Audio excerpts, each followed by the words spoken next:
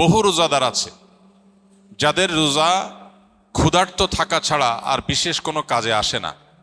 আমরা যেন সেই হতভাগা মানুষদের কাতারে সামিল না হই। প্রিয় ভাইরা আমার, এই মাস আসার পরও যদি আমরা আমাদের গুনাহগুলো আল্লাহর কাছে মাফ করাতে না পারি, চোখের পানি ফেলে দোয়া করে কান্নাকাটি করে সেজদায় গিয়ে একান্তে নিরিবিলি আল্লাহর সাথে যদি এই মাসেও কথা বলতে না পারি, তাহলে জীবনে আর কখনো এই সুযোগ হওয়ার আশা বড় দুরূহ। এর চেয়ে হতভাগা আল্লাহর জমিনে আর কেউ নেই যে ইসলাম গ্রহণ করার পর মুসলিম হয়েও রমাদানের সুফলটা আদায় করতে পারল না। তার চেয়ে হতভাগা আর কেউ নেই।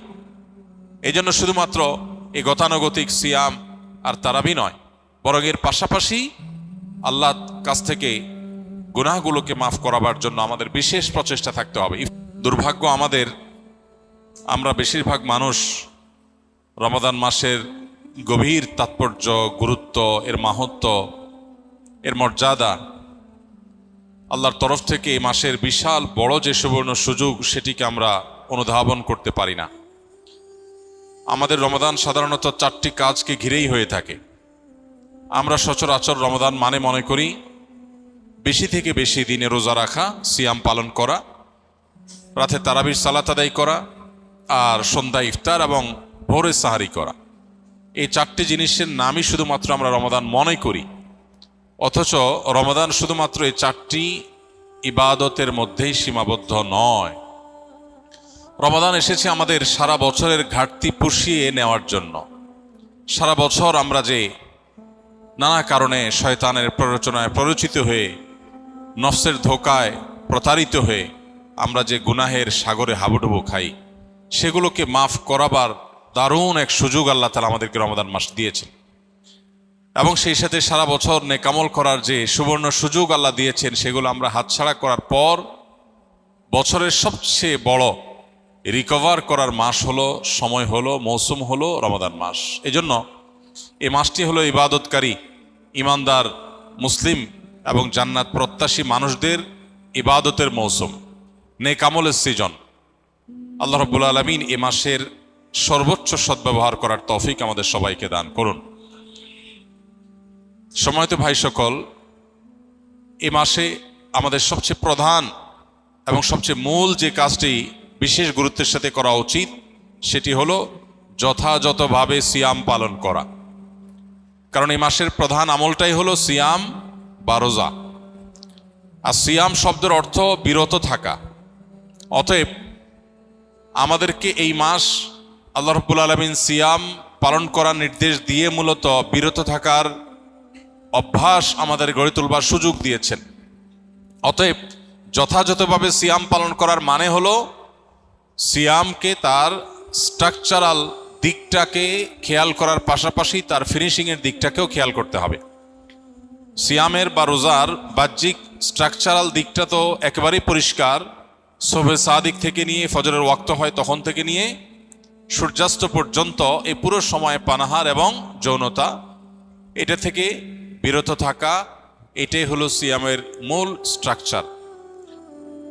এটা ঠিক রাখার পাশাপাশি আমরা যখন সিয়ামকে অর্থবহ করার জন্য অন্য সব নিষিদ্ধ বিষয়গুলো থেকেও বিরত থাকবো, বেঁচে থাকবো, তখন ইনশাআল্লাহ সিয়াম আমাদের আরও বেশি কার্যকর, আরও বেশি যথাযথ, আরও বেশি আমাদের জন্য জান্নাত লাভের কারণ হবে, জাহান্নাম থেকে মুক্তির কারণ হবে ইনশাআল্লাহ বিইذনিল্লাহ।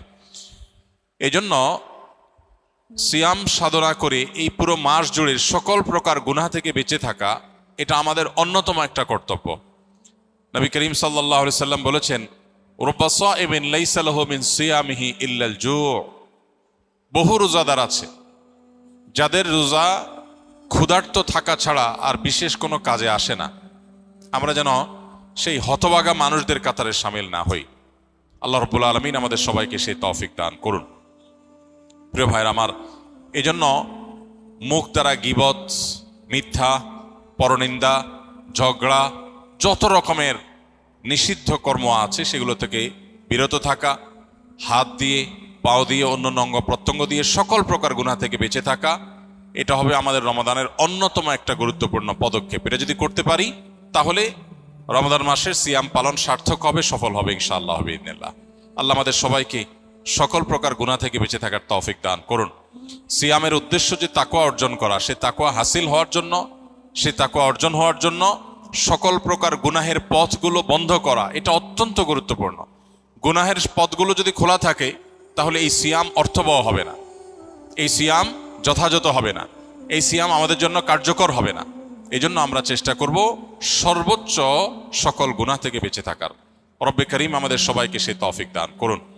প্রিয় ভাইরা আমার, এই মাস আসার পরও যদি আমরা আমাদের গুনাহগুলো আল্লাহর কাছে মাফ করাতে না পারি, চোখের পানি ফেলে দোয়া করে কান্নাকাটি করে সিজদায় গিয়ে একান্তে নিরিবিলি আল্লাহর সাথে যদি এই মাসেও কথা বলতে না পারি, তাহলে জীবনে আর কখনো এই সুযোগ হওয়ার আশা বড় দুরূহ। এর চেয়ে হতভাগা আল্লাহর জমিনে আর কেউ নেই, যে ইসলাম গ্রহণ করার পর মুসলিম হয়েও রমাদানের সুফলটা আদায় করতে পারল না। তার চেয়ে হতভাগা আর কেউ নেই। এই জন্য শুধুমাত্র এই গতানুগতিক সিয়াম আর তারাবি নয়, বরং এর পাশাপাশি আল্লাহর কাছ থেকে গুনাহগুলোকে মাফ করাবার জন্য আমাদের বিশেষ প্রচেষ্টা থাকতে হবে। ইফতারের আগে চোখের পানি ফেলে কায় মনোবাক্যে দুহাত তুলে প্রাণ উজাড় করে আল্লাহর কাছে আমরা দোয়া নিবেদন করব, এবং সাহরি খেতে উঠলে ভোর রাতে তখন দোয়ায় মনোনিবেশ করব। চলতে ফিরতে উঠতে বসতে আল্লাহকে স্মরণ করব। মোবাইলে সোশ্যাল মিডিয়াতে বিভিন্ন চোখের জেনা, কানের জেনা, বিভিন্ন রকমের যে গুনাহগুলো হয় সেগুলোর পথগুলো সব বন্ধ করব ইনশাআল্লাহ। তবে এই রমাদান আমাদের তাকওয়া হাসিলের কারণ, এই সিয়াম আমাদের তাকওয়া অর্জনের কারণ এবং আমাদের জীবনকে পরিবর্তনের কারণ হবে ইনশাআল্লাহ বিইذনিল্লাহ। আল্লাহ রাব্বুল আলামিন আমাদের সবাইকে এই রমাদানের সর্বোচ্চ সদ্ব্যবহার করার তৌফিক দান করুন। একজন মানুষ ইতিকাফে বসে মোবাইল চালানো, মসজিদের ভিতরে দ্বীন ইসলামের ক্লাস ও মসজিদের ভিতরে ইফতার পার্টিতে অংশগ্রহণ করতে পারবে কিনা, এবং কেউ কোনো কিছু জানতে চাইলে ইতিকাফরত ব্যক্তি উত্তর দিতে পারবে কিনা? উত্তর হলো যে ইতিকাফরত অবস্থায় একান্ত প্রয়োজনীয় কথা বলতে পারবে।